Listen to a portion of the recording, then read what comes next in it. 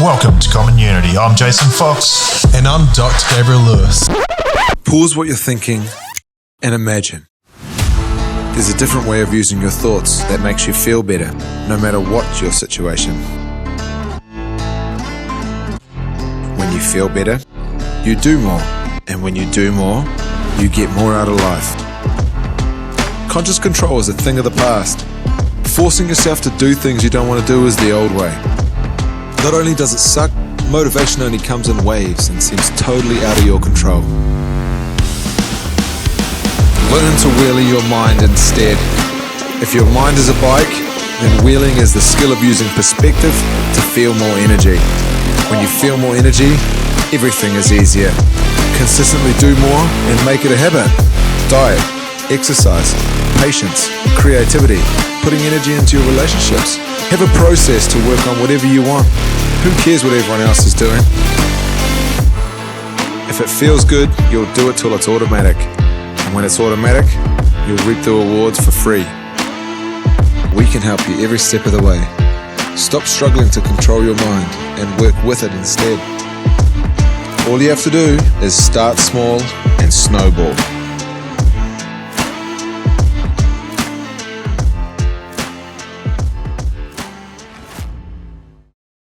Pretty cool guest lined up. Not that we haven't had cool guests. So Yeah. pretty cool guest right now by the looks of it. Yeah, I was just about to say, I'm looking forward to this. So welcome to Common Unity. Thank you for having me on. So- I'm actually so excited. Yeah, so good. That makes three of us. So talk about community. Well, this guy did a post on the Mount Maunganui community board the other day, and someone I know tagged and went, "Hey Jason, maybe for the podcast." And then he messaged me before I'd even woken up, I think, and came saw me a couple of days later, and now we're doing a podcast. So welcome, Nick Funnell, to the podcast. Thank you very much. It's pretty much exactly how it happened. I put a post up there and no one really commented on it at all. And I was like, oh, that's a flop. What was the post with regard? Oh, I was just saying, like, I've got this idea. I've got this, because I've got a business idea that I want to try and get out there. And I was having a bit of trouble putting the word out. And so I thought if there's a local podcast, then I can talk about what I do and get the word out there. And just see if any feelers would come back. Yeah. And Well, obviously it's no flop. I know, it's great. I'm actually, like, I've been wanting to do something like this for so long. Yeah, excellent. And put a lot of work into the business idea over like 10-year period. And it's, it's really good. Yeah, I've had a tease of it and it's sick. But before we get to that, you get to that because you live a life story. So why don't we rewind? Where'd you grow up? I grew up here in Tauranga. I was born in Tauranga, and I went to Otamoto Intermediate. I went to Pillins Point Primary. I went to Otamoto College, and then went down to uni in Christchurch. Oh, another Christchurch, yeah. I'm going to Christchurch on Saturday. I think we both are. Yeah, we are. we didn't realise we were both going down to Christchurch on Saturday. I fly down 7 a.m. flight. Are you? No, we're flying direct, so the 12 o'clock or something. I don't want to piss around. Yeah, Was I'm that direct as well? too, just first thing. I thought you were maybe going down to video someone. Yeah, no, we didn't realise it. That's what I said. I was like, you fucking kidding me? Because we got like 5 good mates that I want to get on there down there. Yeah. So I'm just in and out. I'm out Sunday morning, so just quick trip stuff.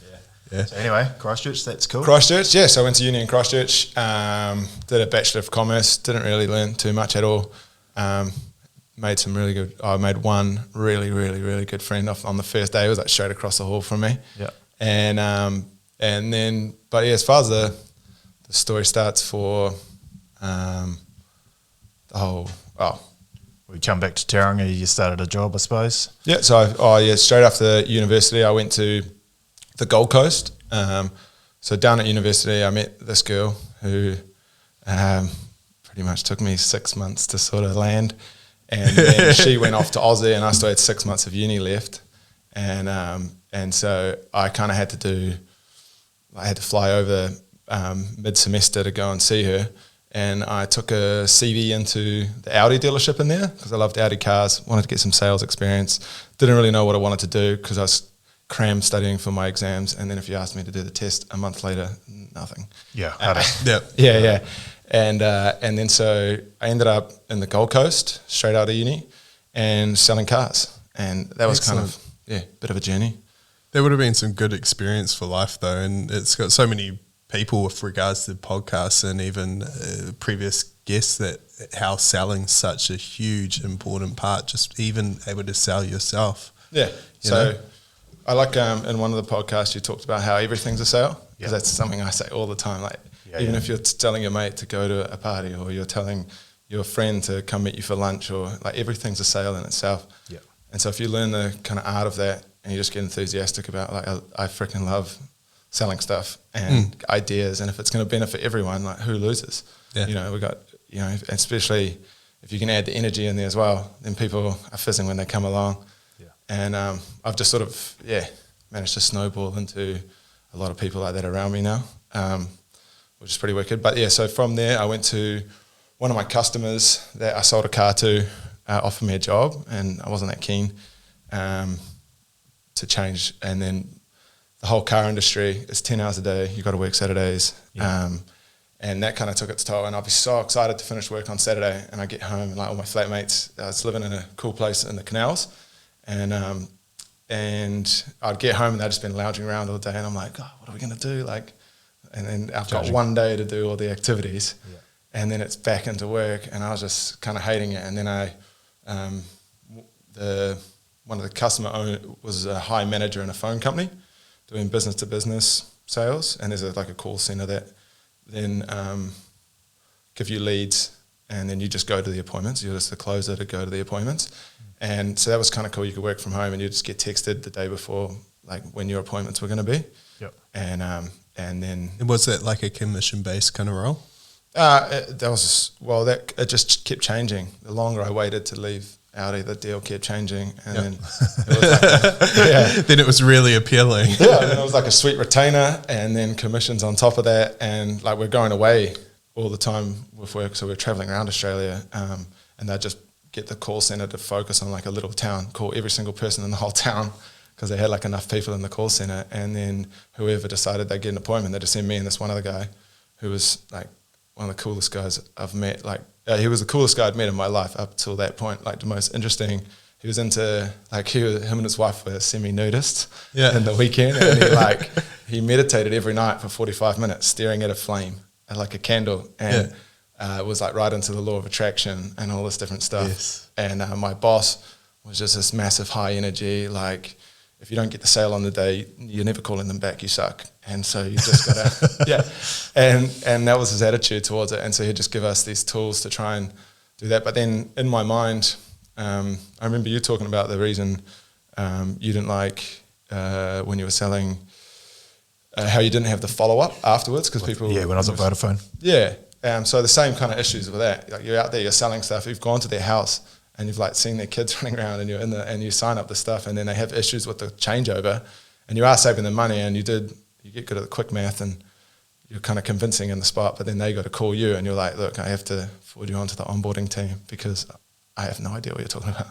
Yeah. And so that really sucked. And then, I've been with my dream girl at that point, for like probably 5 years or so. 4 or 5 years, and I got a job offer from one of my stepdad's friends who had met at a golf trip, who owned a web design company, and that was back in New Zealand. And so I flew back.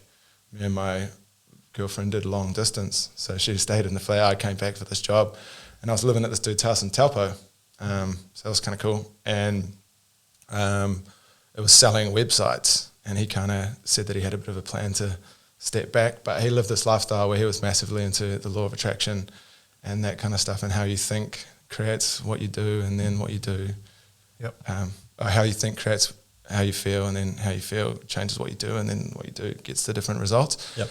And so then, and we'd drive around selling websites, listen to podcasts, and different things, and just it was pretty sick. And he just lives this lifestyle that I just wouldn't have believed was possible. He's riding the cars. Had like this big shit out back. He probably owns anywhere between like 20 and 40 cars at any one time, and he just has these different houses and shit. That's a good doer. Love it. Yeah. And then from that, I went basically job to job and wasn't really sure what I was doing. But the main theme through it. I had heaps of toy helicopters. Was another thing. I was running through my control stuff. So I got road control cars, lots of helicopters, and then drones came out. And then at that point, like I snowballed from job to job, ended up at the bank at ASB back in Tauranga here. Yep.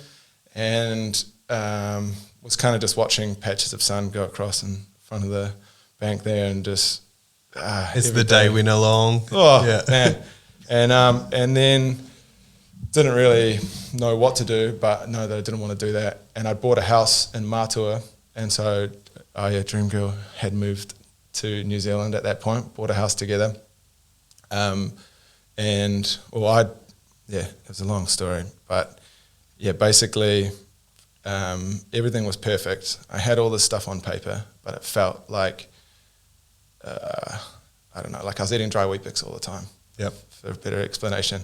And then I decided I'd quit my job, and I didn't have enough money to buy a drone because I just bought the house and finished the house and everything. And so I was paying my mortgage and everything, and I got a credit card and with the bank stuff, and bought a drone, and then thought I'd become a videographer for real estate, because I had so many toy helicopters, and then drone camera, boom, I can start charging people, make some videos, like this will be sick. Yep. And then I started out with Brent Baston when he first became a real estate agent. Do you know him? Yeah. Well. Yeah, it was like his first properties. I was doing some videos with him, so that was cool. Foot in the door to get some videos underway, and then the video stuff kind of snowballed. Got into the real estate stuff, and then. So you're still with your dream girl at this stage? Still with Dream Girl at this stage. I assume she's now your wife, or else if No. she's not. No. So all the pressure came on. Yeah. Starting your business, trying to get clients, like it's still not feeling good enough. So like I had the house, had the girl, the drone stuff, but I was just making enough money to pay my mortgage and have like a little bit of money extra, and then I was just but the house was going exponential in Matua at that time, and so I had a spreadsheet, and I used to try and like visualize myself with all this stuff, because I'd learned about the law of attraction, but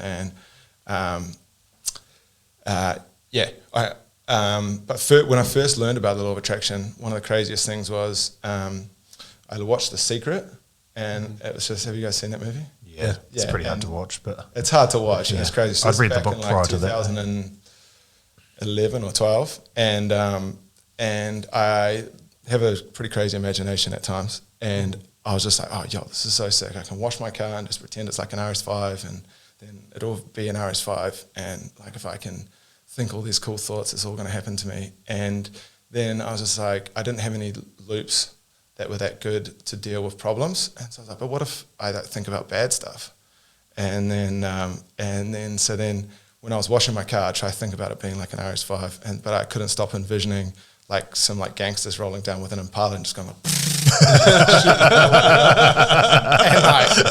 But that's where you get out your AK, bro. So this is when I was working I just got to Australia at this point. Sorry, this is where the story starts pretty much. The gangsters would just roll past. And then so anytime I try to have like a thought about like a cool house and like how my life would be, gangsters would come through and just blast it all up. And I didn't know what to do, that it was to the point where I went to go out to dinner with my girlfriend at the time, and I had like the hair was standing up on the back of my neck because I thought I was going to get shot like by a sniper up on the roof of a building who wasn't there. And like I was like, if we can't go into the restaurant, I can't sit down and have dinner. And we had to go home because I literally was so anxious about getting shot. And because I just like, when I had a bad thought, I didn't know what to do with it. And so it was just like, I just put a blocker up. And so it actually became like a massive problem. And then I talked to my mate, because I switched jobs in the middle of this. And then I had that friend who was meditating to the candle. And so it was a good insight to call and be like, bro, I'm having these weird thoughts about getting shot all the time. Like, what do I do? And he didn't really give me much insight. And so I kind of had to figure it out on my own. And I was listening to heaps of Tony Robbins to try and get like myself amped up for the meetings that I'd go to for the sales and stuff. And then I kind of just was like, okay, let's just play this whole thought process through and just try and think of two good outcomes. And so I'd be envisioning washing my car watching RS5, and then these gangsters come through with their machine guns and they shoot it all up. So one option is they killed me and it's like, sweet, I'm dead, that's the end. But then just say they like winged me and they like hit me in the leg and I like dive behind my car and then like, oh my God, my leg. And then I'd literally run the whole thing through. I'd go to hospital and like they'd mangle my leg pretty good. I'm in hospital for a few months and I'm in the hospital room and my leg's mangled and there's this guy who's like this old dude who's about to die and his family's not really around and he was really successful in business and he downloads all this knowledge onto me. And then I now become this really good business person. And like, if I didn't get shot by the gangsters as they rolled past, then I wouldn't have all this experience. And then when I would have the thought about having the nice car, the gangsters would roll through and then I'd run through in as much detail, as many times as it needed to, that I then go to the hospital and I meet this cool guy. And you're rewriting the program. Yeah, so I was rewriting the program, but I didn't realize like everything at that point. And the more detail I would go into with it, like the easier it became to get a good feeling from that bad situation that I was envisioning. Yes. And then I was like, I'm onto something here for sure. But it didn't click fully because this is still 10 years ago. So I came up with this thought that if I thought of 2 good reasons, every time something bad happened, and potentially they would happen, but maybe they wouldn't, I'll just go through in as much detail to make myself feel better in the moment. Because if I feel better in the moment, I'm going to make better decisions and I'm going to interact with everyone better, and hopefully that snowballs. And that's kind of just what happened. I could think any thought, and if that thought of getting shot came up, it would just flow through. And then it didn't take more than a couple of weeks I just never thought about getting shot again. I still, like now, I just would never think about getting shot. I haven't thought about getting shot for like that long. Yeah. But it was crazy how intense it got at one point, because I learned about the law of attraction, got so excited about it, and then you put a just all spin on it. Yeah, and the whole thing crumbled down because I just couldn't. And then I was like, I'm just not going to think any thoughts anymore. I'm just going to go back to my norm. And I'd walk the dog, like trying not to think about anything because otherwise I'd get shot. And it was nice. And I didn't know, like, because I didn't want to go get counselling or anything, and I didn't like know who to talk to, and I didn't. And so I was just like learning on YouTube, like different things, and just trying different stuff, and like just pretending like everything's all good, but really I keep thinking about getting shot, and like it was loose. And then fast forward to where I was before. We were in Mātua. I had this house and this other stuff, and it just didn't feel that nice. And I would find myself... Just didn't feel right. Well, it didn't feel right. Like I had like a cool bar down under the house, and we'd have beers quite often. And yeah, you know, a Sunday afternoon would come around and we'd watch the UFC. Everyone's left, and I'm just sitting there in my garage, like looking out the window, like just looking out the garage door, just being like, "Is this me for like the rest of time?" Because this is a cool house, I could stay here till I'm 60, and but like I don't know, I just kept thinking there was more out there, and it was really my own issues in my own mind. It wasn't it wasn't anything real, but I didn't know that at the time. So then I did the full flip switch. Two of my flatmates were good mates from school, and they went to South America and did ayahuasca, and then so that motivated me to go and find some magic mushrooms in the magic mushroom season. Yeah. And so I had some magic mushrooms, and then I had this crazy vision of like how life could be if I just went off and did all this traveling and stuff. And so I started writing out plans for me and my girlfriend at the time to be able to go traveling. And but we had a dog, and she didn't want to go overseas because she didn't want to leave the dog with my parents. And so I started coming up with plans for New Zealand. And so I wanted to wanted to become like a YouTuber because I was making videos. Yep. And we were going to buy this van and travel around New Zealand. And that was the idea. But she'd go to work and I'd sit there in this swing chair and just write out these like 8-10 page business plans for like how we could do this, or we could have this house or whatever. And every single one of them, she's like, you get a blockage. Yeah, you get a mad blockage. And then the whole time that was happening, this is probably over like 6 months, the house prices in Mātua kept going crazy again. And I think I just keep just up-to-date spreadsheet. And then one day I halved the figures.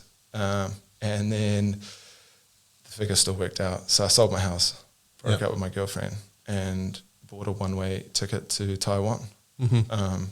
And that was pretty loose. And just kind of snowballed with no girlfriend, from like quite intense life, thinking this is what I've got to do, because I kept borrowing against, as the price went up, I kept borrowing against and making investments with my stepdad, and I was like following all the steps, if you're reading Rich Dad, Poor Dad, and all that stuff, because I was just hard out into all of that stuff, but for some reason it still felt empty, and it was just a tough time, and then so I ended up going traveling and just snowballed through traveling for ages, and I put a large sum of money, like pretty much most of the house, into my check account, and just thought by the time that runs out, I have a mean business idea, and I'll just do that.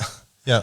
And then, I kind of traveled. So first month in Taiwan, I traveled around with one of my dad's mates. It was one of the loosest months ever. But then, it was just like, got there, and his mum's like a crazy spiritual lady. Like, she's not crazy, she's amazing, but she's like this, like really right deep into in a it. Tao. Yeah. It's like one of the main religions there is the Tao, and she's like a master of the Tao. And so we had to go and see a bunch of temples and that when we first went there, which was cool. But then one of the masters at the temples that she goes to said that he thought he saw some like aura about me, and so next minute she's taking me around trying to like heal people with my aura, and I'm just like, I'm on holiday to drink some beers and just like eat some food and have fun. And so that was pretty crazy. And then a month, I don't go into too many stories there, but we've got enough time. This is the whole point of a casual podcast. There's so much to unpack, but so I went traveling, and then I just would say yes to everything. I never Googled where I was going once. I just had enough money. I knew I had more than enough money in my account to go for like a few years, and just say yes to whatever, and just try to keep to a good budget. But also, if you need to do something, just do it. Yeah. And so I did that, and it went from, from Taiwan I flew to Vietnam. Two of my uncles, my stepdad and my brother met me there. We hired motorbiked around Vietnam. We went to, after that trip, they all had to go home. Yeah. And then I ended up becoming good mates with our guide.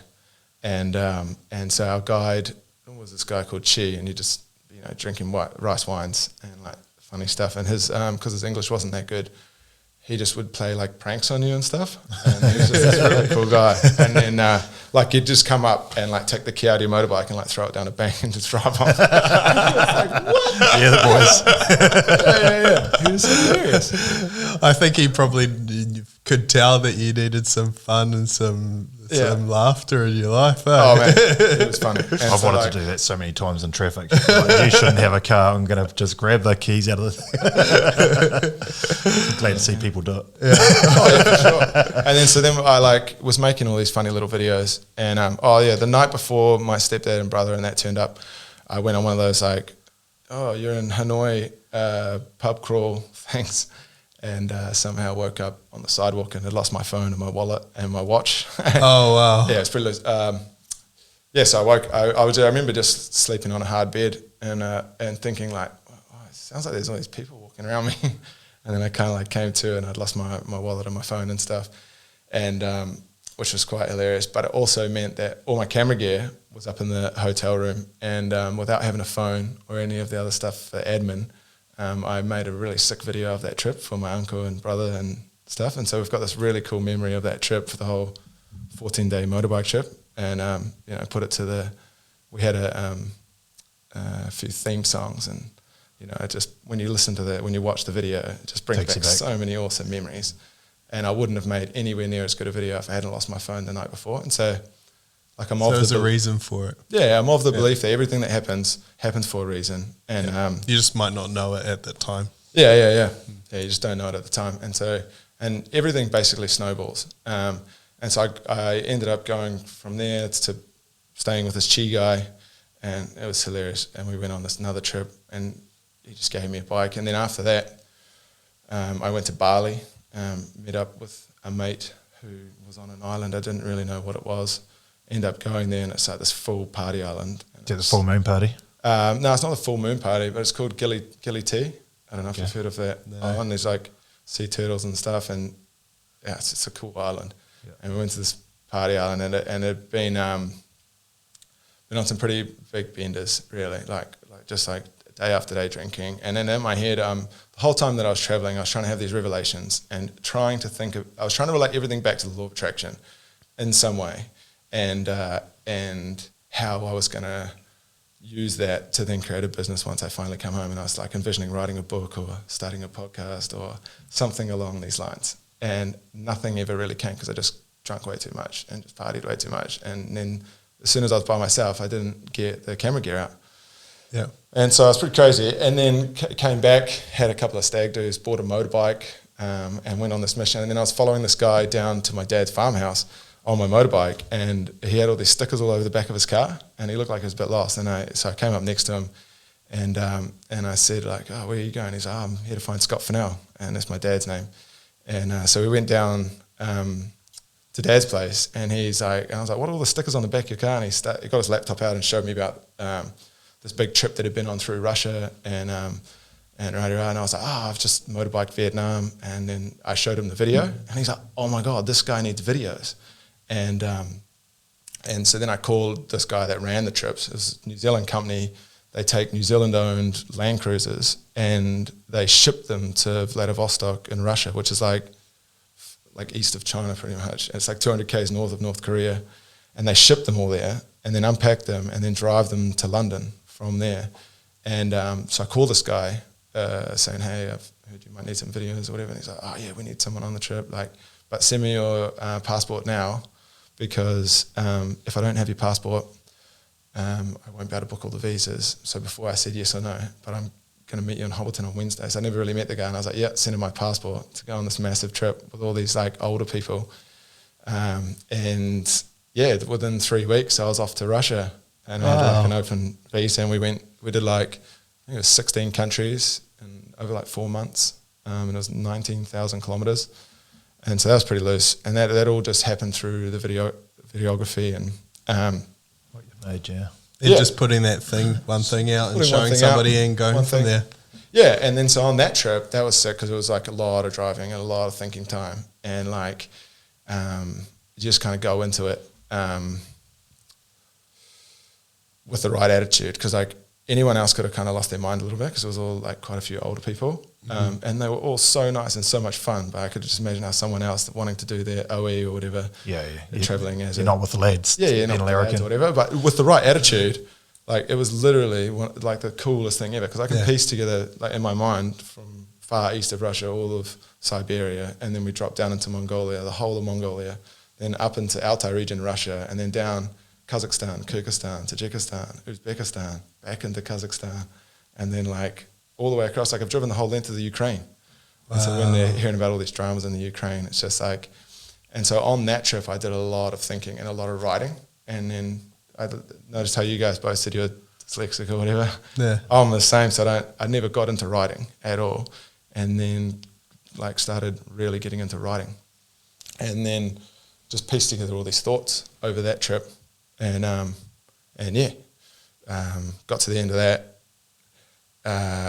And then just travelled Europe for quite a while. Ended up snowballing through Europe, seeing my brother, caught up with some mates in Prague. It was just one thing led to another, which led to another.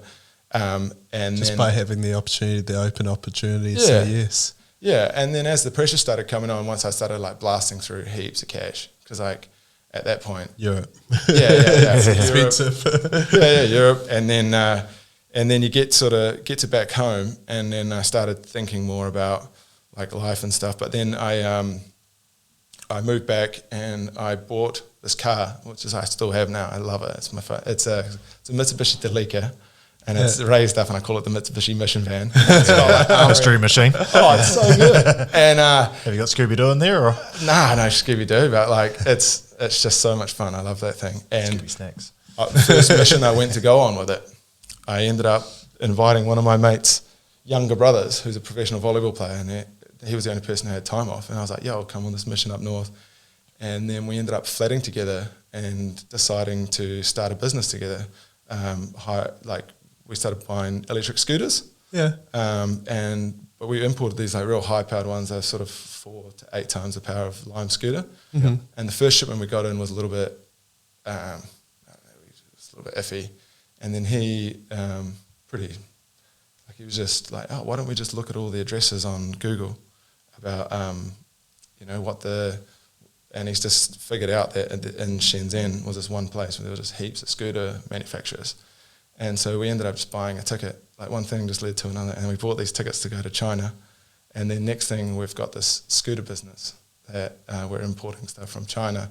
And it was just hilarious because he reached out to some UFC fighters at the time. Yep. And we ended up having them as ambassadors for the scooters, so that was kind of cool. We got to go. What fighters did you use? So at first it was Kai Kata France, yeah, and then he's a really nice guy, and he got a scooter, and then Izzy was riding a scooter around when they were training together. Yeah, and then so yeah, I've seen your in the videos of your scooters. That's why I was like, I'm pretty sure if it's the right fighter. I thought it was Kai. Yeah. Cool. Yeah, so Kai got one. Blood Diamond, I think rides his one now, but Izzy was like, man, we need one of these scooters. And I was like, oh my God, Israel Adesanya's messaging us. Yeah. And so it was just kind of a cool snowball, that whole thing. And then, but then COVID hit. And then that's kind of where stuff really kicked off for me was COVID. When we had that first lockdown, like when COVID first hit in like January, one of our scooter manufacturers just went full offline. And we were just like, imagine having like a full order done and then making the scooters and then boom, just offline. Like we're not going to go back to China to try and find them in this sort of scenario. And so pretty much just stopped the scooters altogether at that point. But it was kind of cool because it stemmed from an idea where we just wanted all our friends to have scooters because they're real fun. And so we did this one shipment and we asked all our mates who wanted to buy in. And then the next minute we had 8 people that had all these high-powered scooters. And we had like a little scooter gang. Yeah. And go around on missions. And it was pretty cool. And so like the whole time, it's basically been an attitude that's kept like the thing going and never knowing what's going to happen next or where you're going to go and just kind of... Not afraid to fail. That's the big thing. Yeah. So where are you now? But the whole time, like savagely being scared of what's going to happen.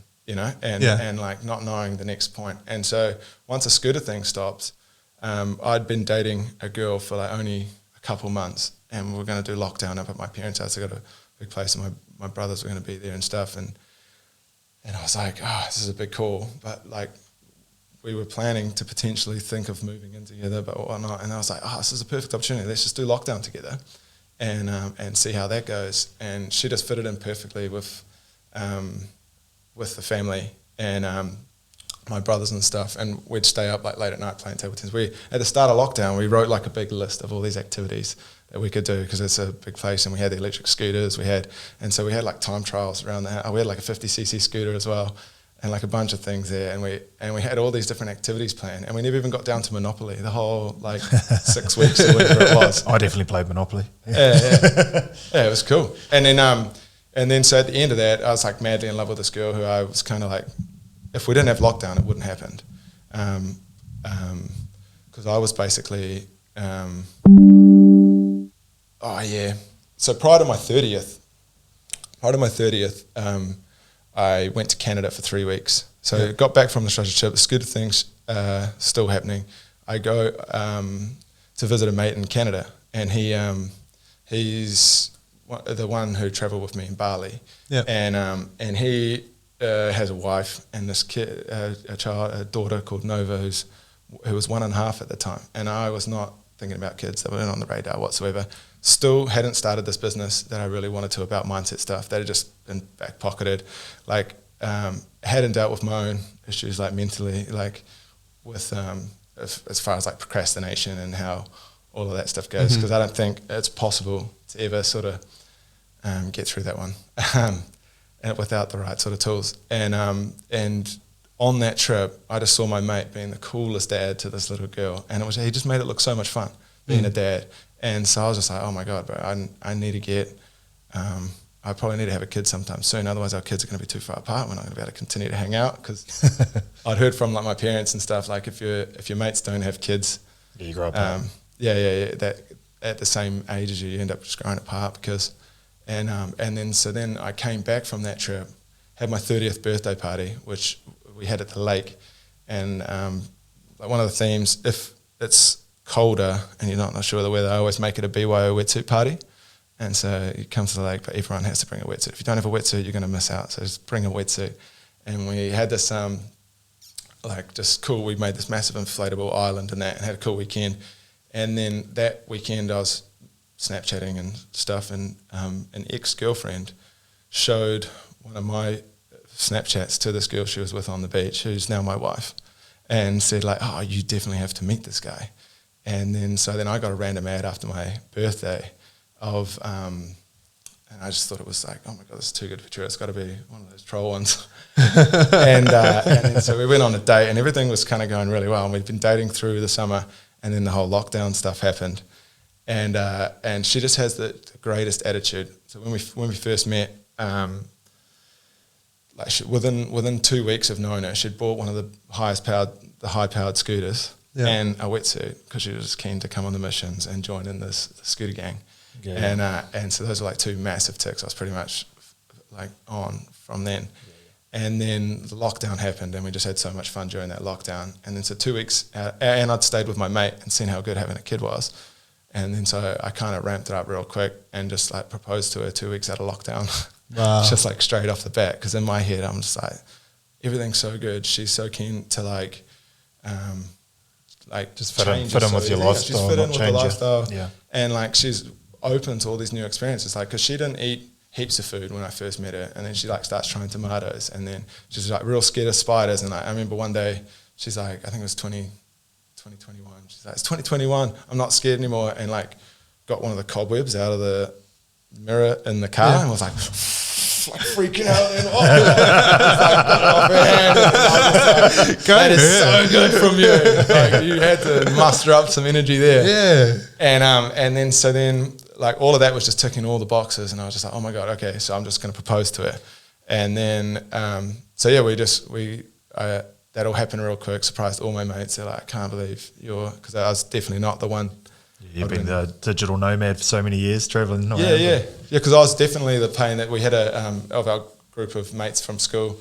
We had a page called like the Oats Boys page that we'd kept together, and then one of the boys put on like the odds of getting married, and I think when they first came out, I was paying very, very low odds because of just being in a long-term relationship from like 19, and then after that it was like, Nick's never getting married. I don't think he's ever going to do it. Been there, done it. Yeah.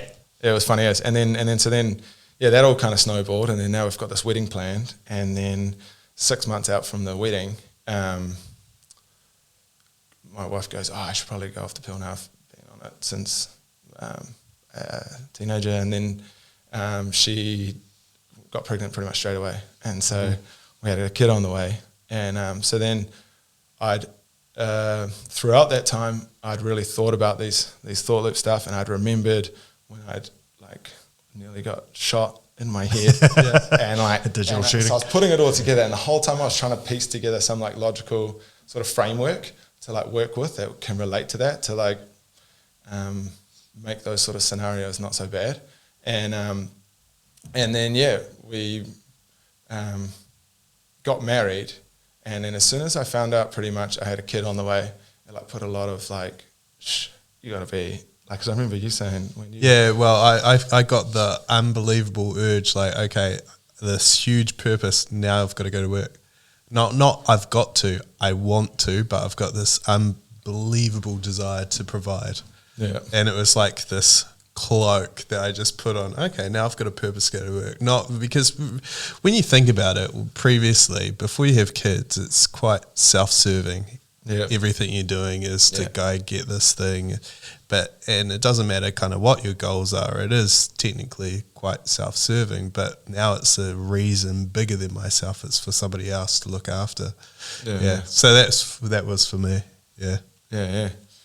That's so that's kind of what happened. As soon as you find out you got a kid happening, and then it's like, okay, so I've got this videography. I'm making real estate videos, and then I got into filming drifting as well, and a bunch of other stuff, which was really cool. And so I was loving the editing, loving the videoing, and everything's cool. But then there was still this piece missing. And I wrote down, like, so before when I started the traveling, the two principles that I left with was follow the feeling and play the longest game, which is like, if you can just follow your intuition and then just keep playing. Yep. Just keep playing and keep playing. Just trust the process. And it's so daunting because you're like, this is not where I'm meant to be going. Okay, that's how all of that stuff happened. Yes. And so you just got to keep playing the game. And then I decided that I didn't want to do videography anymore, even though I still do that all the time now, and it's still my full-time gig. But I just basically, as soon as I found out Karina was pregnant, we took the whole summer off, moved to my dad's farmhouse, and then I was just going to write all day. Then I was going to make this course that people can do, but I didn't really know. And so I understood the philosophy of like the law of attraction, and even though that's not really what it is, but I know that some people believe everything happens for a reason, and some people believe everything's random. And then there's everyone in between. Like everyone can put a dot somewhere along that line. Is it completely random, or is it everything happens for a reason? And then, so I knew that if I could come up with something that encompassed all of that at the same time, then it doesn't matter where you put your dot, you'll have something to work with and go for. And I knew that if you follow the feeling and play the game long enough, it would work out. But then when you go to write that into a course and you're just sitting down, you're like, okay, what's the first step? And you're like, oh yeah, okay.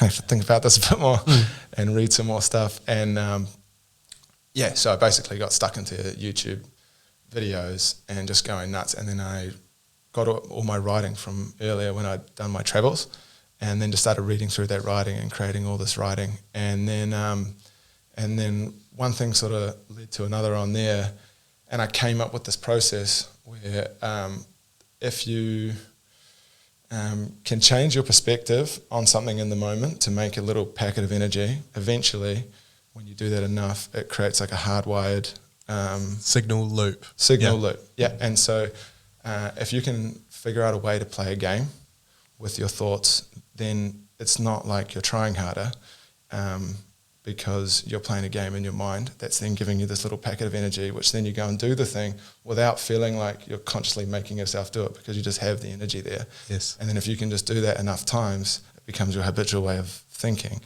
And then as soon as that started to click, once I'd done, because I think humans are just really advanced pattern recognizers. And so once we've exposed to stuff enough, so I just had to keep watching enough until I could get some stuff down on paper. Yeah. And then so on this whole summer, I literally took the whole summer off and was trying to write all summer. I got to the end of summer and I was like, still don't have anything. But the baby was going to be due, and we had our wedding. And so we ended up getting married, had the baby, and then went back into lockdown like 2 days after the baby was born. Oh, well. So we had a lockdown with a baby, and I'd come up with these thought loops, and I wasn't too sure how they worked. And it turns out having a kid's like the most ultimate thought looper you've ever come across. Yeah. You know, especially when they're newborn, and they're like, they're going like, "Wah," and every time you have to react to it, that's a little click in to then throw a loop and make yourself feel a little bit better. And then one of the main things I've been focusing on is how to kill more birds with less stones. And so with that one. How to get more birds with less stones, Yeah. So how do I throw the least amount of stones to get all the things that you want? And so it had to combine mindset stuff, had to involve the family, and I had to have like free time. And so I wanted to try and create a course and so I basically devoted all my spare time and just done enough video jobs in order to not go broke up until just recently, where I've come up with a course. And excellent. So it was just the whole time. It was just this like ongoing freaking slog to try and get it together. And basically, I've come up with something that's that I think works really well. It's like, I'm blank here. I keep talking. It's unique. Yeah. It's very unique. So normally a course is you read a PDF form. Excuse me. Sorry, is that clearer? Yeah. So normally, a course is a website, a PDF form or something like that. But with all the years of videography that we've just heard about in editing, you've created something very unique that you can not only hear, but you get to see a pretty awesome picture, can't you? Yeah. So you go. So basically, like the way that your brain normally works is like all of your experiences that you've had up until now create how you react in the moment. And so like when you're driving to work, when you're like just sitting here right now, like so when you're driving to work and someone cuts you off in traffic, what's your instant reaction? Like your instant, like what would you? Well, it depends on your how strong your muscle is, so to speak. So if I know my reaction will be to, okay, I'm safe, and then the first reaction wants to be negative. Okay, however, if you're that way inclined, some people will get really riled up. I'll go, actually, you know what? Maybe they're in a really, really short period of day, in a really rush. Maybe they didn't see me. Maybe depending on the situation, I always take a positive from it, that they needed to be in front of me more than what I needed to be. And I'll even go to the point of going, maybe they stopped me from being in something further down the street when I turned off. You never know. So I use that tool. Yeah. So I'm never getting in and getting road rage unless somebody's driving really slow on my favourite stretch of road. I don't like that. So then there's a loop in itself that you're doing, and then with that whole, everyone's on the scale of somewhere between random and everything happens for a reason. So if everything's completely random, you can relate everything back to this process in your brain called automaticity, which is once you've practiced stuff enough, your brain will perform the entire task without you actually thinking about it. And so it's like how you're walking, how you understand language. And I think of it like it's like your brain's forming an app in your mind, but there's like thousands of apps open at once. And like when you get triggered, if someone cuts you off on traffic, if that's something that gets you going, like you don't have to think about the fact that they've cut you off to get you going. Just instantly. It's the subconscious pattern that happens pre-age of 7. Yeah. So I think there's a way that you can go in there and start reprogramming them by doing these loops. Yep. And so there's like 3 different sort of techniques for it. The most basic one is just like having a sense of humor. So if you can have a sense of humor about it and then understand, if I can have a sense of humor about this thing enough, it will eventually create a map where I naturally have a sense of humor about this thing. And then once it's no longer such a big deal, you don't even pay any attention to it anymore, like the getting shot thing. So like once you can flow through the thought enough times, then you eventually don't get shot. Or it'll be something really entertaining form of it. And then I came up with a couple of other things where it's like if you're under heaps of pressure, like in the moment, you can use your mind to just zoom out and you just create some fun facts about I always just roll through fun facts about the universe because I love space and like I don't know if you guys do any research on ancient alien stuff. Like it's pretty cool.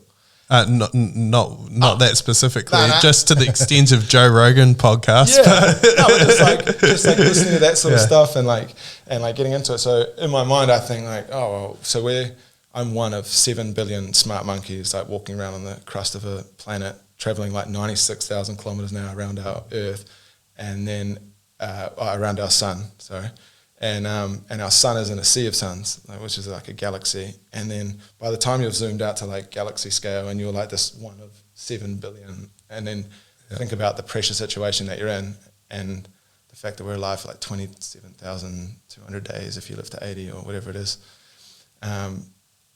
that in itself has just instantly removed a little bit of pressure from you. And then the more times you can zoom out, then you can eventually zoom out for free, and then pressure situations don't really get to you, and you create this like map, and it becomes this fun game you can play. And then like zooming in, if something's real boring, you can zoom in and make something way more interesting. Like work do. If you're at a work do and you're just general chit chat.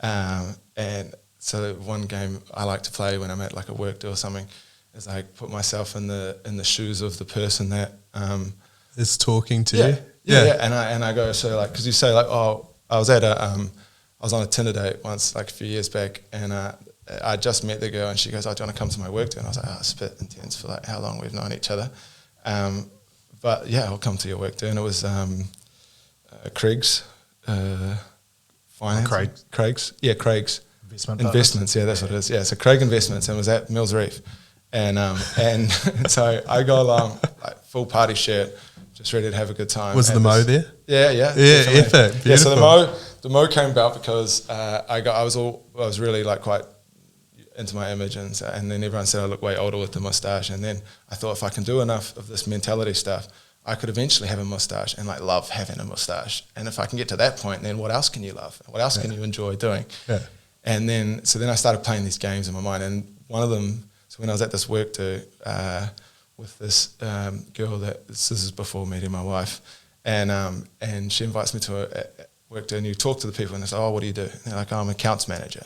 And then so I'm like, oh, yeah. So like, are you upstairs in a building? Like, is there like 20 people in the office? Is there like 5 people? Do you go, like, what's the first thing you do in your day when you walk in the office? Like, what kind of office? And then they would just be like, oh. And then instantly they're like, looked at like, I've never had that question. Yeah, and you've zoomed in and paid a bit more attention to them. And then next minute you've got like, so what I do is I get in there, and then the coffee machine's on my left. I just bang a coffee and I go, and then I'll be like, so is the first thing that you do is like emails come through that like tell you what you want to do, or is there like you report to a boss and have like a morning meeting first? And then by the time I talked to like the third person, I had like so much information about what it was like to work there. Everyone else I talked to from there, I created, because I'd had a few drinks by this time, and I created an alter ego and was just pretending like I worked there. And then at the end of it, like one of the bosses came out like, you don't work here, do you? And I was like, but the coffee machine is on the left. Yeah. But when I go up the stairs, I normally make my coffee, with 2 sugars, or whatever. And you're the mail guy, just Hey, Steve. And so he's the accounts manager.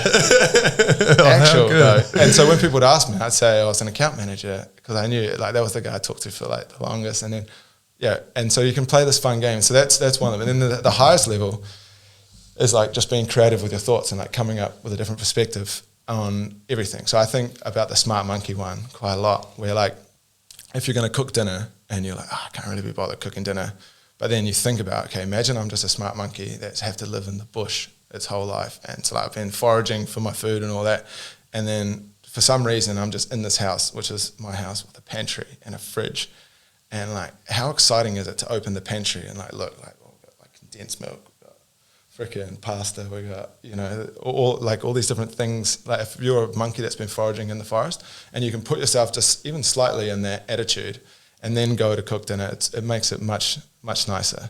Then another good one I heard is one dude pretends every day, because he doesn't get into gratitude. Do you know the guy Alex Hormozy? Have you followed him? I've heard of him. Yeah, so he's got this cool one that he does, where when he wakes up in the morning, when he thinks about it, he pretends like he's an 85, 90-year-old man version of himself that's time traveled back to today, and he now gets to live today.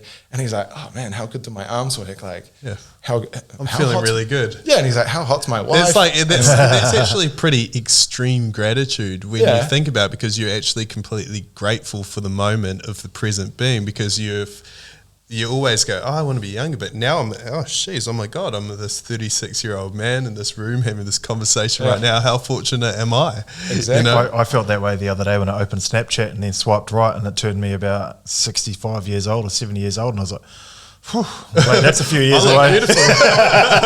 Damn, I look good. Honey, I'm heading out for a beer.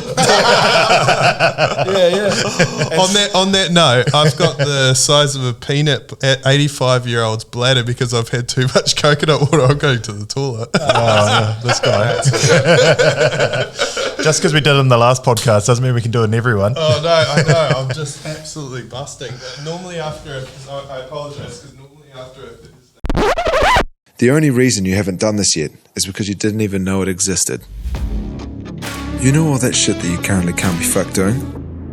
Well, imagine if you could be fucked. You just went out there and did it all. Balanced the lot. Work, time, relationships, your emotions. But not only did you do all that, you actually fucking enjoyed it. We're talking enjoying everything. From doing the dishes, driving to work, and everything in between. Deal with procrastination, stress, your bad habits, uncertainty, all the niggly shit in life, and systematically replace it with a mindset that makes you feel awesome. Automatically notice all the things that are going to lift you up. When you feel better, it changes what you do and how you react from that moment forward. That drastically changes where you end up in time. Everything performs better when you feel better. from your digestive system to your immune system. It's an absolute no-brainer. Why wouldn't you want to trade your shitty thoughts for ones that make you feel awesome? The only reason you haven't done this yet is because you didn't even know it existed.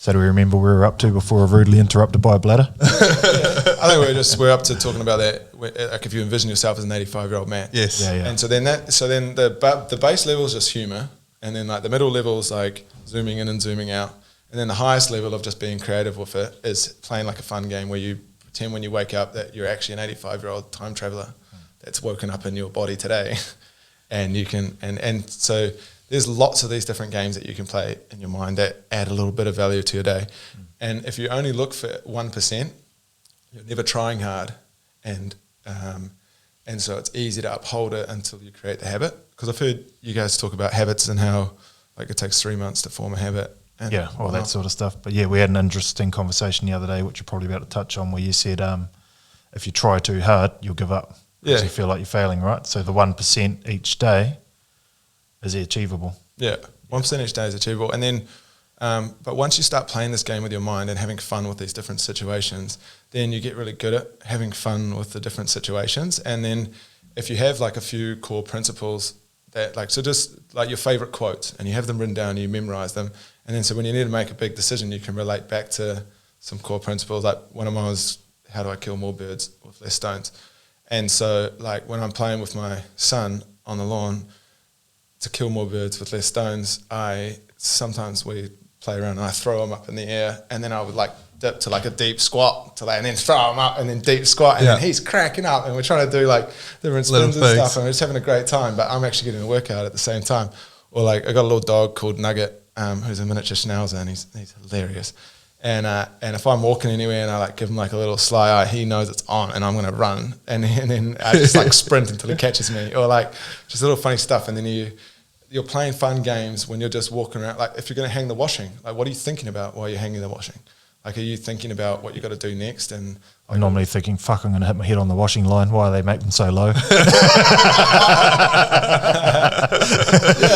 I'm thinking I'm going to stand a dog poo. and then like, what are you thinking about when you're washing the dishes? And like, what are you thinking about like while you're driving to work? And like this. And so every thought you have and where you put your attention is creating those feedback loops. Yeah, those feedback loops. And then they're reinforcing the automatic way that you'll think. And so your reactions will be in tune with what you always pay attention to. Mm-hmm. And so if you start playing this fun game and doing these 1%ers all the time, then you're literally going to create a map where you find the 1%ers for free. And my wife and I, we talk a lot, and I don't really think anything's by chance often, but it's a matter of people putting the dots together to kind of figure these patterns out. Say, for example, went on a Queenstown trip, okay, and we went up to the hotel, drove up to the hotel room. The number was 215. Then we sat down went to the airport. Our seats were aisle 15. Okay, then we went round in bits and pieces and did a whole pile of things, and then we went karting. Okay, and then our number was, the cart that I was given was number 15. On the flight back home, the number was 15, and then it had some other thing. Oh, that's right, it was on the drive back home that I paid for something. It was something 15, and it was it's a matter of just actually finding those patterns and seeing it's not by chance. Then you go back and you're like, you searched number 15, and you're like, oh wow. And then I took a video of my wife the other day, and what she's doing was in the background, and I was zooming into it, and then guess what was in the video as well, sitting on another table that was in there, number 15. So it's got these patterns, it's got these cycles that if you're actually open to seeing them, they're there for you to take in. And I've often, I'm sure people can relate to the point of view of, I've thought of this person, and then they called me, and the more you do it, the more stronger it gets. And like, I've gone around the corner driving thought about a person and I saw them 20 seconds later, and then I did it again later on. And the more you do it, you're like, holy moly, it's not by chance. It's just unexplainable. So then back to that, like if you think everything happens for a reason or everything's completely random, someone who thinks everything happens for a reason is like, oh my God, yes, that happens to me too. Yeah. But then the other people who think like, oh, everything happens completely randomly, there's no sense of that, but you can still make sense of it with that same process, because if you're looking for 15, like if I was going and I never noticed the first 15 and I didn't start looking for 15s, you could go through that whole trip having all these 15s everywhere and not even noticing it. Yeah, it's the same as when you go and buy yourself a new car and you're like, oh, no one's got this colour. And you buy it and you go around the next corner and you're like, fuck. And you pull in at the supermarket right next to the same car again. And you're like, oh, man, I thought I was unique. You know, because now it's front of mind. It's what you know. Yeah. You know? Not many people would have your car though. Well, there's a few of them. There's a few now, there's a few. Not with coffins the size of that, you know. I reckon it looks cool. It's a nice streamlined coffin. So. Yeah. It's good. Fit a lot of things in there. People. So business. But then also I also think, because like if you want to try and go back to when I had those visions of getting shot and different stuff in my mind, and it wasn't there, but what tools do you have to deal with that? You don't learn anything at school. You don't learn anything along the way. And like I was definitely at the point, like now I would definitely see a psychologist or something if I felt like I needed to. But back then there was no way. I was just like, no, I'm just putting up all the walls. I'm all good. And I'll just carry on. Yeah, and, I can actually relate to that in a certain amount, and I've just thought it's because I've got older, right? But when I was young, I used to jump off the roof of our house and do like commando rolls off, jump off the first story of the house, do a roll on the hard dirt and stuff. Now get me on a first or a second story building and I'm like, oh fuck, I'm going to fall off there, I'll die. And that's just something I'm telling myself. Yeah. No different to that kid that could, I'm actually taller, it'd probably be easier to jump off there and do that roll. I mean, my knees might not handle it, I don't know. But the reason I'm not comfortable up there now is because I'm telling myself something in my head as I'm there in that situation. Tuck and roll. So so there's not really any good tools out there, I don't think. And I think that like just having like this awareness of your thoughts and being able to play a fun game all of the time, then you just set yourself up to be able to enjoy each day all of the time. And then everything snowballs. So like if you focus on the bad points and you focus on the bad drivers and all this stuff, you'll start noticing potholes, roadworks, bad drivers everywhere, because it's like the same as the car. Once you bought a car in a colour, you'll see that car in that colour. The snowballing cool stuff that's been happening from that is like my best mate that lives in Canada that I went and saw, he ended up moving back here and buying a house at the lake. And I got a boat that lives at his place, and every Wednesday mornings we do, we call it Tuck and Roll Wednesdays, and we get up and go for a water ski at sunrise on Wednesday mornings and just tuck and roll. And the attitude is like, if you just keep pushing the boundary just a little bit and having fun with the game, then you're like so imagine everything you understand and comprehend is like your comfort zone, and then all the stuff you're comfortable with. And then the more you push the boat out and do these like funny little things, and like the more you become accustomed to. And then when something bad happens, that's just going to happen anyway. Instead of it being this massive event in your life that you react to, it's just like you might not even notice it. The same event, and as the time goes on, and you create all these new maps by playing these fun games all of the time, like because there's no time where you couldn't play a game, like when you're waiting for an airplane, when you're just say your boss, I don't know, for people who have bosses, or just say you are the boss and one of your employees is annoying you, like you can use it then, because you can just like, okay, I don't have the ability to be fully creative in this moment because that person's really annoying me. If I can just zoom out, and I'll just think of the bigger picture, and all of those tools just keeping snowballing on. It's just like a fun game that everyone can play, and then everyone has the tools to just keep feeling better all of the time. And at that point, like, what matters? Like the whole COVID situation with all the rules that are coming up and all of the uncertainty around business and what government's going to be in and all that all just pales into insignificance, because I don't mind what actually happens. Whatever is going to happen is just going to be like pretty fun, And then once you start thinking like that, you find people that think like that, and they share their knowledge with you, and you're like, I've never looked at it like that before. That's cool.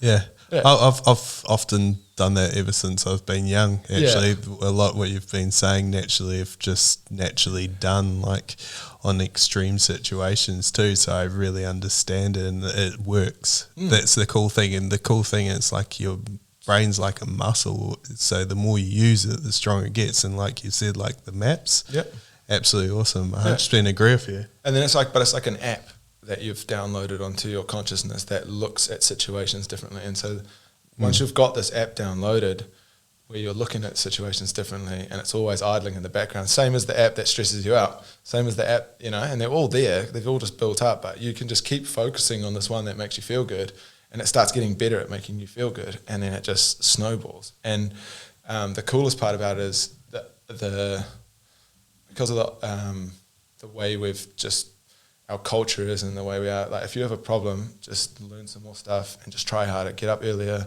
go to the gym, and it's all the stuff that you have to do that kind of sucks. And then more external, outside in rather than inside out. Yeah. Because you then have to use like conscious control and like overcome these, like, I don't know, just your ability to, my ability to procrastinate is so bad and so automatic that like I'll go and make a coffee, and then I've had a coffee, and then I'll make a tea because I've already had a coffee. And every time I go to sit down to do that an email, that reply, I'll like, I'll just go check if the washing's done, or like, that's the issue working from home. Yeah. But then like, have you listened to Dr. Bruce Lipton? Nah, I've listened to. I don't know the name, but I have not listened to his stuff. He's also epigenetics and the subconscious patterning from a young age. You'd be really into him. Yeah. And so then,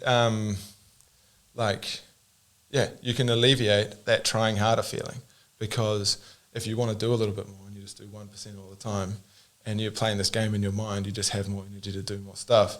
And then you can just delete having to try harder all the time, which is just the best part of it entirely, because if you try really hard, you eventually get good at trying really hard, and that's the app you make. And the app is like idling there, and it's like, I need to try real hard. And then so even if you do get all the stuff that you want to get and all that, you find it hard to relax. And it's been a really tough road trying to like explain, like get this down into something that can be explained back. Well, you've explained it really well. Yeah, but it's just very difficult because no one really bought into it. And then my stepdad's an accountant in town here. He's really, really funny, cool guy. He's got a cool accounting firm with lots of awesome employees. But he was just like, Nick, when are you going to stop? He didn't say it exactly like this. I interpreted it like this because it's how it felt when it was said. But in my head, it was like, when are you going to realise that you're chasing sort of an empty dream with this? And then I was like, look, I'm working on this course. I've been working on it. And everyone was just like, yeah, you've been working on it for ages. It's going to come out in 6 months. And then now it's been like a year. And now it's been like a year and a half. Nothing's happened. And just waiting for that overnight success there. Yeah. But like, it's difficult. And then now I've got this cool system that allows you to like just fully break down what that is and how to look at your thoughts differently. And what do you actually do? Like when you're just sitting there in the morning, like how do I start thinking about my thoughts differently? Because if you can't catch yourself thinking these thoughts and like have a fun process to play with them, you'll just keep snowballing whatever you've been snowballing, because you'll keep focusing on the same stuff. And then it's just, Do you want to tell us what it's called? So it's called the snowballing approach, and the business is called Nothing But Everything. So it's nothing but your thoughts, but improves literally everything in your life. Yes. Yeah, and it's all about just taking small steps consistently enough until they create the habit in your brain. But instead of just creating any habits, and like instead of just thinking about, okay, I need to get fitter, so I'm going to go to the gym, and then I'm going to make myself go to the gym, and then eventually I'll be going to the gym, and that will be me. But that's using the Try Harder app to make yourself go to the gym, and then you snowball the Trying Harder app rather than this Perspective app, which you can learn. Anyone can learn it. And if you use the Perspective app, there's no burnout, because if you use the Try Harder app, which is what everyone uses, and I like even understanding all of this and like practicing it all the time, it's still, you still get, because of It's the conditioning. technically it can be a negative feedback loop. Yeah. The try harder one, because no matter what, you're like, but I don't feel like it. But try harder. But I don't feel like it. So you're not feeling positive about that first step of doing it. No. So one approach I do with my clients. So instead of I want to get healthy, I want to get healthy. I switch it and I'm okay. Let's shift that thought process. Anytime you're like, I want to get healthy, you'll put a pause on that process with regards to how you kind of start. So you're like, I want to get healthy, but you don't feel it. So the subconscious of yourself does not feel healthy. I want you to change 3 words. I am healthy. So then what happens is you've got this hole and you actually just keep going through. Anytime you think, I want to be healthy, I am healthy. So you keep building that muscle of your brain, your mind, thinking, actually, I am healthy. And by building that, guess what? You start to reinforce the patterns that actually becomes it, because your subconscious thinks it and then you become it. Yeah. Because so you're not waiting for it to, I'm going to do this and I want to feel healthy, because you're technically, what's that feeling? Because you're chasing a moving goal. Because when you get healthy, guess what? You want to get healthier. I want to get healthier. So you're moving the post and you never quite feel it. It's like a negative feedback loop. Whereas you're like, I am healthy. I'm actually, okay, so I'm going to do this. I'm going to do that. I'm going to do this. And it's a constant thing. So it's a positive feedback loop. And I think it's highly successful. And I really, it's cool. Yeah. Yeah. Because the trying harder one, like if you eventually just run out of steam, because you keep adding more pressure. And then like when something goes wrong, you're like, no, just try harder. And then you like hurt your back. And so you're now dealing with pain as well. You deal with a lot of people that do that. Yeah. And then they just keep pushing on through. And then they just keep pushing on through. And then next minute, one of the kids gets sick and they've got to take time off work, but they're working on a really important project. And then so now I've got a sore back. They're working on this project and their kid's sick off work. And then things just keep compounding, but you just keep trying harder. And then... Not everybody's David Goggins. Yeah. I feel a bit that way this week. We're doing 12, 13-hour days trying to get everything done. It's like... But then eventually, I'm gonna switch off. you just keep using pressure to get there, then it just builds up and you eventually crack. And that's like, not many people get to the stage of burnout, but in some form they do every day. Like you just get home and then, just especially if you're working a job or you're doing something where you don't get fully fulfilled and you want to do some extra stuff outside of work, but then by the time you get home, you've just been nagged by everything all day and you're just adding more pressure to make yourself get through it. You get home and you're just like, just turn something on Netflix. But if you, on the contrary, play this game in your mind, then all these things that are coming up, instead of like it just adding pressure to the situation, you're like tucking and rolling with the situation and just playing this fun game. It's like, you can't get me. I use the other thing too. You know how everybody says, I'm under a lot of stress. Yeah. I was like, I don't want to hear the word stress. I want to hear the word pressure. And I like how you keep saying pressure because then I've got this other funny saying and I'll say it, diamonds are formed under pressure, baby. So it just changes that subconscious mind thing. So because people perform under pressure but not under stress. Yeah. And anybody says that I just get shit done when I'm under stress, bullshit. You'd get it done much more efficiently if you're under pressure. Yeah. So you're shifting the mindset of it. That's why I like how you keep saying pressure, not stress.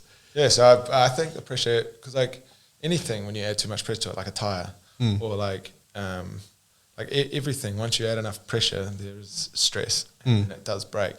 And like the way that we all operate is just to keep adding more pressure. And then just say you add enough pressure to make it and you're like, I'm just going to keep pushing through. But then now you've got this like loop and system of adding pressure. And so if you don't have a project to work on, or you don't, like you see lots of people when they retire, they finish, they've done like a hard out job, they've got all this money and then they decide they're going to pull back from their work and they just feel empty because they pulled back from the work. And that's not a lot of them die. Yeah. That's a lot of guys, they work and they retire 6 months later, they pass away, it's almost like they've got no reason to get out of bed each day anymore. Yeah. So they've just looped pressure to the point where it feels normal to do that.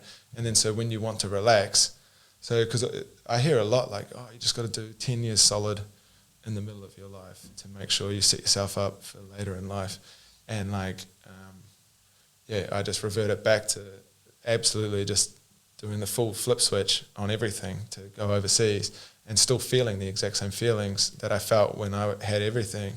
And I'm completely free, I'm traveling, but I'm still getting nagged at this person because they did this thing that way, or whatever it is. Like when you're traveling with someone and then they're a bit messy in the room you've rented together or whatever, and so you're getting a bit nagged about that, and you realize that it's all in your mind and everything.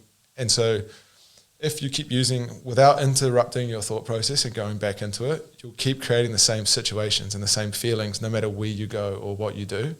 But then if you can play a fun game with it instead of just adding pressure, you just can now play with the whole of life. And that pressure, I've got life. You say the word life, which I like. So life is kind of like a glass, okay? Glass, and the amount of pressure and stress you've got in it will drip, drip, drip. And if you get enough drips, it's going to overflow. Yeah. Okay.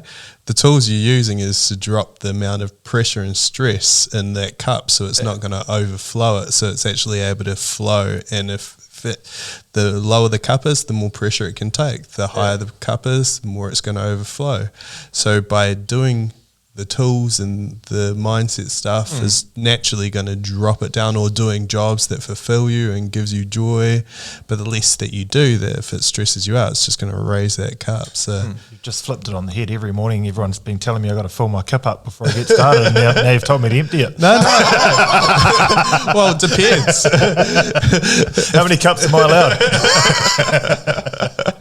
Or you should Is that be what I drinking take at least 2.5 litres of water per day. Do I take the stress cup and fill it into the other cups? well, if you've got the person that fills your cup at the start of the morning, you've got to drop it down. Come on, Steve. I'm just really grateful that I'm going home to my hot wife tonight. So. Behave, Gabs. And so but that's the level one of the game, and then there's just so many other tools that you can do to just keep ramping it up. Yeah, so awesome. You can create, so I combine, so with that, how to get more birds with less stones, how do you get way more birds with less stones? And so if you can set your mind up so it plays this game by default, but not just these little moments, it reverts it instantly back to these quotes that really resonate with you, the way you put yourself on the spectrum of, is it random, is it happening for a reason? Because you can just put your dot there and then just remind yourself of why you think the dot is there. And then if you're consciously aware of that throughout your day, all of the time, then nothing phases you. You don't even have to zoom out in order to feel the good feeling. And then so I can make these video edits that combine all of that stuff with your favorite color, your favorite music, all of these things, your top quotes from podcasts that you like to listen to. And so it just flows through in this nice thing that takes you from, so the goal is to make people get goosebumps when they watch it. Cool. And so if you can get to a point where you get goosebumps while you're watching this thing, and over 50% of everyone that's had a video has cried when they watch it for the first time, which has been lovely. I didn't cry today, but I got goosebumps, I think, towards the end of it. I was like, fuck, that was cool. Goosebumps. Yeah. Oh, that's I felt that way. I was like, I was going to watch it again, but then I got busy. Oh, that's so good. Yeah. But I look forward to watching it. I genuinely give myself goosebumps every time. There's this one part where I want to watch it. So there's this guy. He might allow you to watch one once we're done here tonight. Yeah, cool. Okay. Do you know Tom Bilou? Yeah. Yeah. Impact Theory. Yeah, so he's in one of my morning ones, and I do breathing sessions and a bunch of other stuff. Because at the start, when I first learned about this sort of stuff, I was nothing. But then you live with a professional athlete, you see how much rehab he does, so you start doing the snowballing on that, and then you find out that breathing's quite good for you, and fasting and different stuff, and your diet, and so since getting married with Karina and really and knowing that the baby was coming, and really knuckling down on sculpting this process of. I lost 10 kgs after the wedding, pretty much instantly, and I've held it off. And there's a whole bunch of things that you can start applying this to. And so and then back to the more birds, less stones, follow the feeling. Got these breathing sessions that I can do, like the Wim Hof ones, but you break the sessions down where there's beeps in the video that you watch. And so you have the sick recording that you're watching while you're doing the breathing. And then at the end of the song, as the song fades out, you breathe out, and then it's silence to do the breath hold, and then there's a beep, at the end of your breath hold, or around about the time that you normally hold your breath for each one. Excellent. And then so the first one, you like use all the fun facts about the universe and different things to like set your mind up to be a little bit more open. Second one, you can like reaffirm to yourself all these quotes that you like to think about that get you going. And there's no rules around this. Like whether you're religious or whether you're an atheist or anything, you can work in with whatever beliefs you've got and just like compile this on top. And I'm actually like quite jealous of religious people at times. I don't think it's right or wrong or whatever, because I just wasn't brought up like that. But if you do have a belief in God, you have this like free, like, sweet, God's looking out for me, and it's just free reign is what it seems like. They're always super positive, like not always, but you know, they see things in good light a lot of the time. Like, you can quote, for a religious person, you can quote the Bible. For an atheist person, you can quote like the neural pathways that you're going to create that actually form this physical app in your mind that changes how you react. Because it's the same thing for that person as it is for that person. It's just certainty that this is going to work for me. And when you start watching these videos first thing in the morning, and the levels that you want to go to is infinite, but the best one I've found is doing it like with a breathing session, like sitting in 2 bean bags just before anyone else has gotten up. And like you're at a point where like you're fizzing, you've got goosebumps, you've given yourself tingles on your neck, and it's just like, I'm going to start the day like this. This is so good. So I use people's favorite colors, favorite songs, everything, and just combine it. And like, as far as you want to go, just let's go there. And then, but I have like cool entry level ones that are only like 15 seconds for people who aren't really that into it. And then I can create QR codes that go to like a secret page in the back end of my website that I can give to people to put on their fridge and on the mirror. And then, so then when you're in the mirror, you're brushing your teeth, you're like, that's right. And you scan it. And then if you've only got 15 seconds, then just 15 seconds, do that. But like, so my best mate, when he first got back from Canada, it was with all the COVID rules. And so he had a second kid, and he was in lockdown in the quarantine for 2 weeks with his missus and his 2 kids. And it was high pressure for him, like, because stressful situation, and his kids in a hotel room. Oh man, challenging for a couple of weeks. And his kids love just running around outside, and they're full of energy. And then so I was like, bro, I got this course that I'm trying to work on. Can you, like, he was the first person that I presented it to, like, to see if it would work. And then I asked him all these questions. I got like a little questionnaire and filled out the stuff, and then got him, and we related it back to going to the gym. And so like, you don't just walk into a gym and try and do like a 400 kilo deadlift. And so you're not trying to make really stressful situations really good. You're just trying to add these little 1%ers and do the reps. And because he said, like, when am I actually going to do this, bro? I've got 2 kids, a wife. Like, I'm busy as I'm going to go straight into work. And I was like, well, how long do you sit on the toilet for? And you probably go to the toilet twice a day, at least once a day. And then so at the start of his video, it's like, here's to a mean shit. And and so like, and I just make it funny. And so like, I play the Canadian national anthem, because when I was over there staying with him, like, I learned the national anthem. I was just going to town, like, just being funny. I'm like, Canada the whole time. And like, so then I play the Canadian national anthem. I put all these clips in of all the bits of us in Canada, and then him coming to New Zealand because he was in lockdown, and then what was going to be, and like, because we'd already done heaps of lake missions and stuff. And so I put all that footage in there as well, and then related it back to these thought loops that he can do. And so now he can go and have a shit and just watch this video, and at the end of it, just be like, fuck, this is so good. And like, you just watch that enough times, and it just like permeates into all of life and how you feel and what you do. And so if you're not picking up on what he's saying he actually tailor makes the video to your lifestyle. Oh yeah. So that's the top level. But the entry level I've got is just a course that you can do to just start playing the game. And then once you learn to play the game, you're just like, oh yeah, this is pretty cool. And then you start to see that this is a game that you can play. And then it's like, okay, sweet. That's level 1 of a game that's got infinite levels. I haven't found infinite levels, but the one that I'm up to now, I would call about level 6 compared to the level 1 of understanding. Yeah.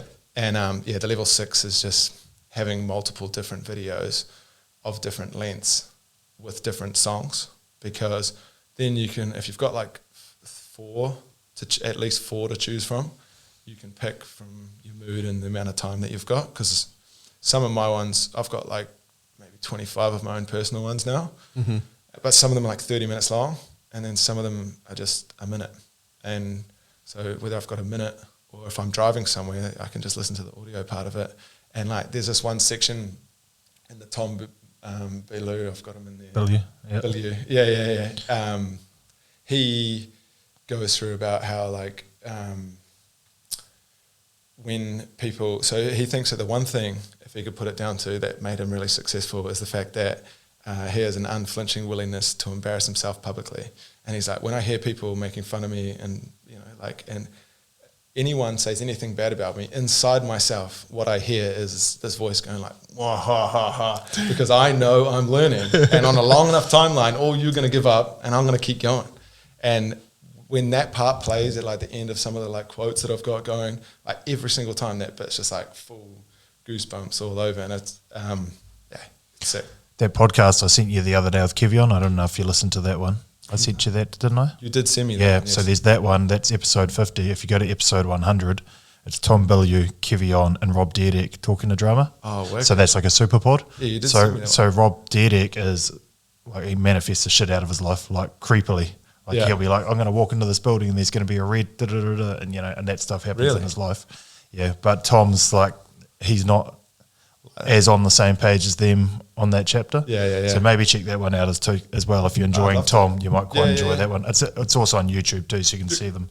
You did send me that. I wasn't not listening to it. I listened to your guys' whole podcast. No, I appreciate that. That's far better for our business. I Not that it's a business you guys yet. went to such an awesome thing here with this podcast. And like every single one of them, I listened to the whole way through and I was intrigued the whole time. And like, it's so good, like what you say, that it's not all American based, you know, because like you see people talking about how they started this business and did this thing and they instantly got X amount of clients. You know, you say there's 350 million people in America or whatever there is. And so it's just such a bigger pool and it's just a lot of the stories aren't that relatable.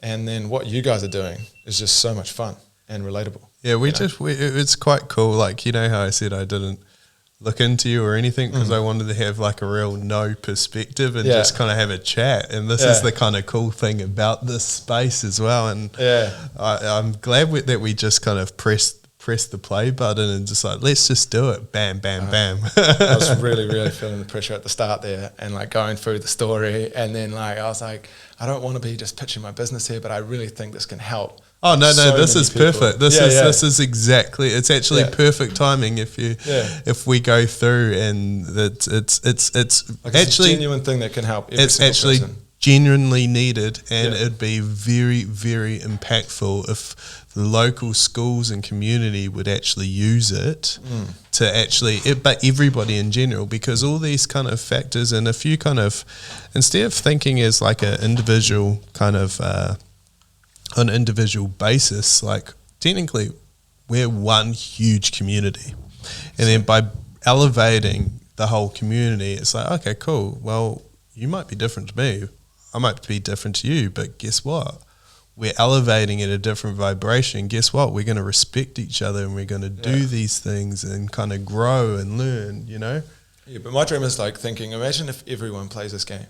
So like everyone driving to work, everyone that you come across has been playing this game in their mind. It's making them feel better all the time. Like, you know, people smile more, that, you know, it snowballs so far into your life, even if you don't think everything happens for a reason. So you can just compound that on top. You just stay far this way of like, the world is completely random. And like, if you start feeling better in the moment, you're going to give the benefit of the doubt more often. You're going to smile more. Like, I envisioned this like story, like imagine, because Christmas shopping's coming up, and like, you know, you're in the supermarket, and like, you know, there's a couple of people in front of you, all got packed ass trolleys, and some dude like just panic, just pushes in front of you. It's like, what do you do? What do you think? In that moment, like if you're not the kind of person that's going to confront him or whatever, and you know, you can sit there waiting in the line, seething for like 30 minutes, just being like, oh, I just can't believe it. And then what do you talk about for the rest of the day? What do you do when you go home? You're like, oh, there was this guy and he had a big ass trolley and he pushed in front of me, and so the way you would use this in that sort of scenario is you would think, like, you just try and pick something out of his trolley and create like some, like, this is the advanced creative. Having a laugh, you can just be like, oh, well, I've got to wait a bit longer. That's funny. That's your 1%. But if you want to get full creative on it, you look at something in his trolley and try and come up with some like elaborate story, like. Yeah, he's got nappies in there. Yeah. Oh my God, they've run out of nappies at home. His Yeah. kids running around shitting And all he's over the just house. savage. Yeah. And she's just like, if you don't get back here in 15 minutes, he's like, it's Christmas. And then you just imagine the story. And now you're like, bro, definitely just coming in front of me. That's cool. Yeah. And then like, just say you leave so you've checked out the shopping and then you go to get in your car and it's like some dude just parked way too close to your driver's door and you're never going to get in there. Instead of being like, combined with that guy that pushed in, and then some other guy. But then you're like, I've never actually got into my car from the passenger seat before. I wonder what that's like. And then so you just like, and like trying to like climb in. Like little challenges. Yeah. And then you pull out of your park and, you know, you're on your way home. You get home and you're in a completely different mood to the person who wasn't playing the game and just seething on that moment. And the fact that the car park, and then so then now they've got like a 10-minute story, or just so they get home and they've taken too long. We'll go back to that scenario. And the wife's now at you when you get home. And if you combine this with that, and then now you're getting at by your wife or something, it can just snowball in this terrible direction.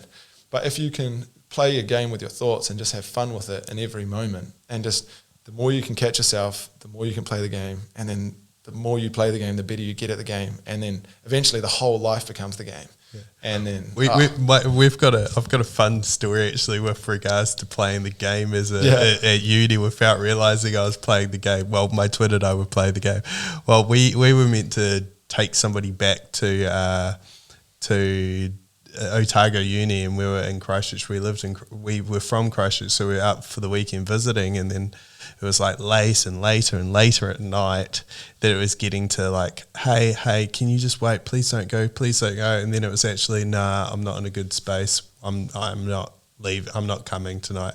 And we're like, well, okay. So we could have driven back from Christchurch to Dunedin, like really pissed off the whole entire time. And I was like, well, at least, Israel, nobody's going to tell us to slow down. So then we just started driving and we turned it into like this massive ass fun thing. Like, okay, I wonder how quick we're going to get there, because we end up leaving at like 11 p.m. Christchurch to drive to Dunedin. It's a 4-hour trip. And then like when we were at Timaru, we had a driver change. Did we pull over and stop? No, we pulled the seat down and did a little maneuver and swapped over while driving. Nobody was on the road, but we just made it really fun and it was really safe. But it was like we could have turned it, but playing the game without even realizing it. Yeah, so everyone does play the game in their own right. Like everyone does that. And then, but you've just never had it articulated in a way that then loops it back around to like, if I just play this enough, I'm on. And so then it makes it way easier to try and play the game, because you know, if I loop it enough times, this is going to be a thing. Yeah. And then just understanding, if you start looking at things from a different perspective, it's just going to just keep going. Yeah. Yeah, no. And there's no limit to where you can play the game and how you play the game. Yeah. Yeah.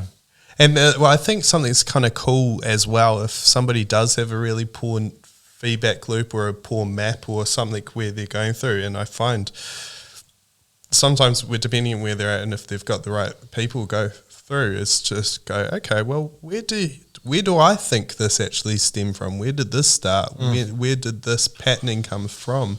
And I think that can be quite kind of healing as well, to realize, okay, well, instead of being a victim, you're kind of taking ownership. Yeah, that's happened, but you're like, actually, let's shift that thought process that doesn't actually sit for me. It may have sat for me or been stemmed from that point, and kind of go from and navigate that. So it's actually therefore kind of building that kind of strong feedback loop too, to cut off the negative ones at the ankle too. Yeah. Yep. And that's kind of how it works. Because like one example I've got is like, imagine you crash your car, which is like a bad thought. And then, initially you're just like, oh my God, I'm going to have to do this. I'm going to have to sort out a whole bunch of paperwork. I'm going to have to find a new car and all of that. But if you revert back to the one so this is one of the creative versions that stopped me from thinking about getting shot, was like, you think of two good scenarios. Mm-hmm. And then if you complete the loop, so you think like, okay, well, maybe this person is the perfect person for me to bump into for my business. And if I deal with this all nicely, we can potentially become friends. And it's like, if I hadn't crashed into them, I'd never have met them. Or maybe when I get my insurance payout, like the car that I've been looking for, that I probably wouldn't have even gone to look for to buy, goes on Trade Me like the day after I get my insurance payout or something like that. And then initially that's just clicked you into a slightly better feeling. Now, even if neither of those two things happen, it's going to change how you deal with that person, and it's going to change. And then that's how the snowball rolls. Because it sounds like you're just making up stories initially. You're like, oh, I'm just making it up. How does that really work? But it changes how you feel, which changes how you act, which changes the results that you get. And you never, ever try hard, which sounds awful. Because if you try hard, then you're just going to keep growing that try hard app, and you'll keep putting pressure into the situation. Whereas if you don't try hard and just play the fun game, then you can just start with where you are now and just slowly work towards it. Because no matter how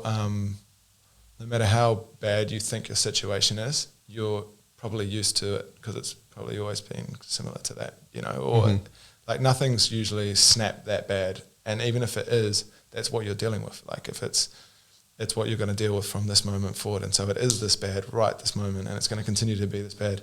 And so if you can just start making these 1% changes, you don't have to make much of a big change for it to feel relatively good to this bad. And so it doesn't matter how bad your situation is. When you start looping, it'll start feeling good pretty quick. And you don't have to be, the superstar of, you don't have to be Andre Agassi at tennis in order to feel good playing tennis, And so that's what this game is all about. It can start with anyone at any situation, with any background, with any thoughts, with any beliefs, and then you just start the snowball rolling. And there you go. Yeah. This is so cool. Yeah. So with this information and everything that you know, what's some advice that you would have given your younger self? With this information, I would have just probably tried to implant that follow the feeling and play the longest game as early as possible. Yep. Because there's so many decisions that you make growing up. Like even my job, to start the job at the bank, I probably wouldn't have done if I truly believed in the follow the feeling, play the longest game, because it didn't feel right going to the bank. And then I got to the bank, and then I didn't understand about snowballing. And so it just kind of snowballed in the wrong direction because I was hating life there. And yeah, I didn't portray it because I was always just like, oh, just add more pressure. I'll just try and be fun. And I did try and be fun, but eventually that pressure builds and you go. So the one thing I would tell myself, and the one thing I try and install in our little baby, is just no matter what the situation is, just try and have fun with it and follow the feeling, follow your intuition, and just play the game long enough, and just understand if I play the game long enough, I'm building the right maps, and then eventually life will just feel like this. Yeah. You two are so alike. I said you two are so alike, and I need to keep doing this program because I'm the one that's got to break these habits. Yeah. So how do we find you? So you can find me. So I've got a website, nothingbutEverything.co.nz, and just Nothing But Everything on Instagram. I'm not that good on the social medias and stuff because I understand how many loops they get out of you for free.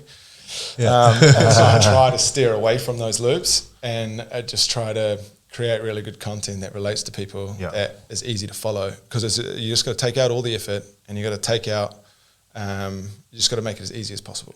And that's what I've tried to do, and just really simple, 1% at a time. So if our listeners want to jump on the program, they can just go on there. NothingbutEverything.co.nz, and it's like a flow through. There's free content, stuff that you can do, and it flows through from level 0.5 into 1 and then into 2, and then you can just take it wherever you want. You got to jump on and become pro level. Yeah. Well, I'm not pro level yet, but like I can definitely share some insights to anyone that's on that journey and just make it really easy and fun. Yeah. And so, just sharing because it's taken so long and so many podcasts, so many different ways of looking at it, so many conversations, so many failed videos, so many failed marketing approaches for like just naming it in the first place and everything. It's just been constant over the years, and then you can just save yourself all of that by going and just doing this really simple process. And as anyone who's listened to this podcast knows, I'm a constant consumer, and I can tell you the video I saw this morning that was sent through to me, if that was on YouTube, it would have probably tens of millions of views. So the content he's creating is fucking epic. So it's worth having a watch, and it shortcuts you straight to the point, really, Maybe we'll watch it now. I don't know if you want to show Gabriel. We'll have to have a talk about that behind the scenes. But it's freaking cool. So jump on, it's all about give it a motion. follow. Yeah, I think he's really onto something here, and it'd be good if you listeners get behind him.